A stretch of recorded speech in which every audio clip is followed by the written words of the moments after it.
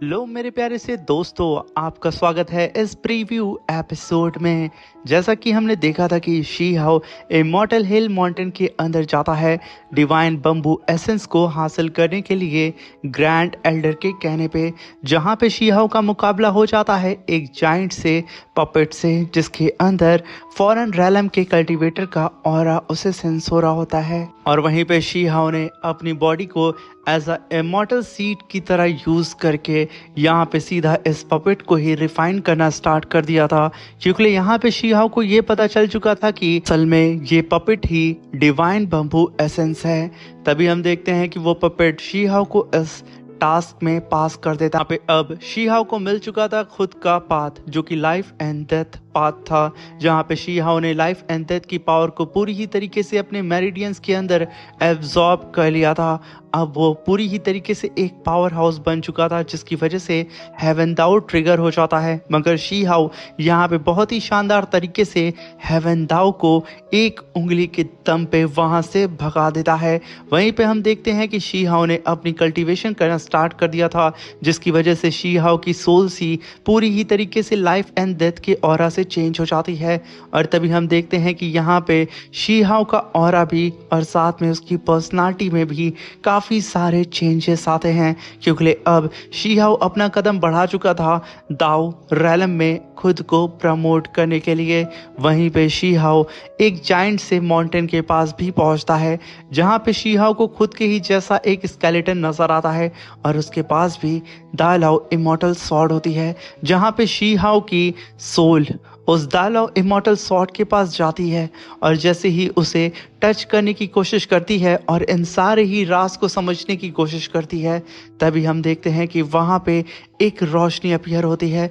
और शीहाओ की सोल को ही पास्ट में उठा करके पटक देती है, जहाँ पे शीहाओ सीधा ही उस टाइम में चला जाता है जब फर्स्ट टाइम उसे उसकी दालाओ इमॉर्टल स्वॉर्ड मिली थी। वो सारे ही पल शीहाओ के सामने आने लगते हैं कि किस तरीके से दालाओ इमॉर्टल स्वॉर्ड गुजरते हुए वक्त के साथ इतनी ज़्यादा पावरफुल होती चली गई। वहीं पे प्रेजेंट में भी शीहाओ खुद को नोटिस करता है, जहां पे शीहाओ का लुक पूरी ही तरीके से चेंज हो चुका था। वहीं पे शीहाओ के हाथ में लग चुका था येलो स्प्रिंग फ्रूट, जिसे ग्रैंड एल्डर ने शीहाओ को रिफाइन करके अपनी बॉडी के अंदर एब्जॉर्ब करने के लिए बोला था। शीहाओ ठीक ऐसा ही करता है, जिसकी वजह से अब शीहाओ की बॉडी पूरी ही तरीके से तैयार हो चुकी थी और इतनी ज़्यादा पावरफुल हो चुकी थी कि वो ग्रैंड एल्डर के दोनों ही कल्टीवेशन मेथड को कल्टीवेट कर सकती थी। और साथ में शीहाओ की प्रीमोडियल सोल भी पूरी ही तरीके से शीहाओ के लाइफ एंड डेथ के ऑरा को एब्जॉर्ब कर लेती है, यानी कि उसके नए पाथ को।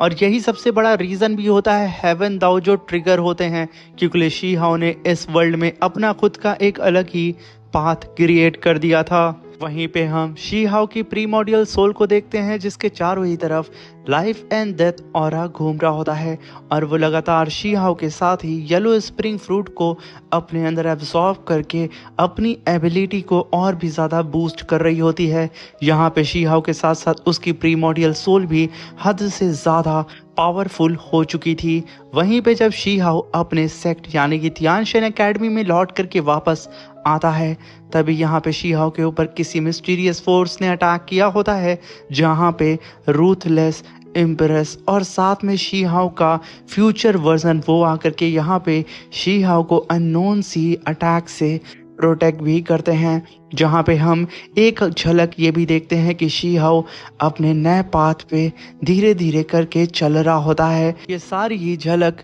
शीहाओ को फ्यूचर की हल्की फुल्की नजर आती है। और वहीं पे जब सब कुछ शांत हो जाता है तो ग्रैंड एल्डर आते हैं, जो कि शीहाओ की पूरी तरीके से उसकी स्ट्रेंथ बढ़ने की वजह से उसे अपने द्वारा दिए गए दोनों ही सीक्रेट टेक्निक को शीहाओ को कल्टीवेट करने के लिए बोलते हैं, क्योंकि अब शीहाओ इन टेक्निक को कल्टीवेट करने के बाद सीधे ही अपना दाओ रैलम ब्रेक थ्रू कर लेगा। तभी वहाँ पे ग्रैंड एल्डर अपनी पावर से एक काफ़ी बड़ा ब्लास्ट करते हैं और शी हाओ के चारों ही तरफ एक स्पिरिचुअल ऑरा आना स्टार्ट हो जाता है, जहाँ पे ग्रैंड एल्डर अब शी हाओ के ब्रेक थ्रू करने के बाद उसे सीधा ही एक फर्नेस के अंदर डाल करके उसे खुद को ही रिफाइन करने के लिए बोलने वाले हैं, क्योंकि शी हाओ खुद की ही बॉडी को अब यहाँ पे इमॉर्टल सीड में कन्वर्ट करने वाला है। अगर ऐसा हो गया तो 9 हेवन 10 अर्थ में कोई भी ऐसा कल्टीवेटर नहीं होगा जो कि शी हाओ का मुकाबला कर पाएगा। इनफैक्ट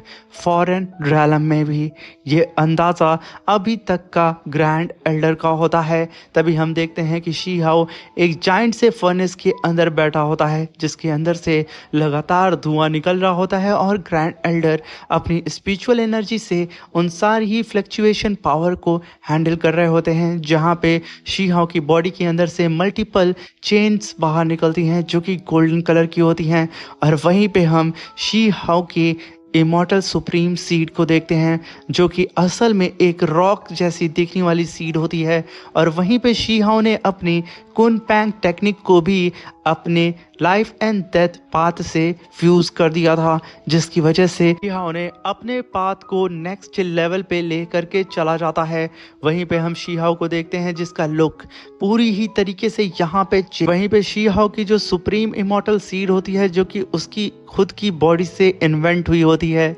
जैसा कि आप सबको पता है कि शी हाओ स्टोन विलेज से बिलोंग करता है। यही एक सबसे बड़ा रीज़न होता है कि शी हाओ की जो सुप्रीम इमॉर्टल सीड होती है, उसकी बॉडी को रिफाइन करने के बाद जो रिजल्ट आता है, वो जो इमॉर्टल सीड वो असल में एक स्टोन सुप्रीम इमॉर्टल सीड होती है, जो कि इस पूरे 9 हेवन 10 अर्थ में एक लौते शी हाओ के पास मौजूद होती है। मेरे प्यारे दोस्तों, मैं आशा करता हूँ कि ये रिव्यू एपिसोड आपको अच्छा लगा, क्योंकि आने वाले एपिसोड बहुत ही ज़्यादा इंटरेस्टिंग होने वाले हैं, क्योंकि हमारे मेन लीड का लुक पूरी ही तरीके से अब यहाँ पे चेंज होने वाला है। वो पहले से ज़्यादा डैशिंग होने वाला है, क्योंकि लिए शी हाओ अब एंटर करने वाला है दाओ रैलम में, जहाँ पे शी हाओ की खुद की ही बॉडी के द्वारा रिफाइन की गई उसके पास इमॉर्टल सीड होने वाली है, जो कि उसके स्टोन विलेज को दर्शाएगी। मेरे प्यारे दोस्तों, वीडियो अच्छी लगी हो तो चैनल को लाइक शेयर सब्सक्राइब करके हमें सपोर्ट ज़रूर करिएगा, और इस वीडियो से रिलेटेड हमें रिव्यू ज़रूर दीजिएगा कि आपको ये वीडियो कैसी लगी। इसमें थोड़ी बहुत इन्फॉर्मेशन मैंने आने वाले कुछ एपिसोड्स की डाल दी है। मैं आशा करता हूँ कि इस फ्यूचर में आखिर क्या क्या होने वाला है और क्या क्या चेंजेस होने वाले हैं। Thank you for watching, bye bye, love you all.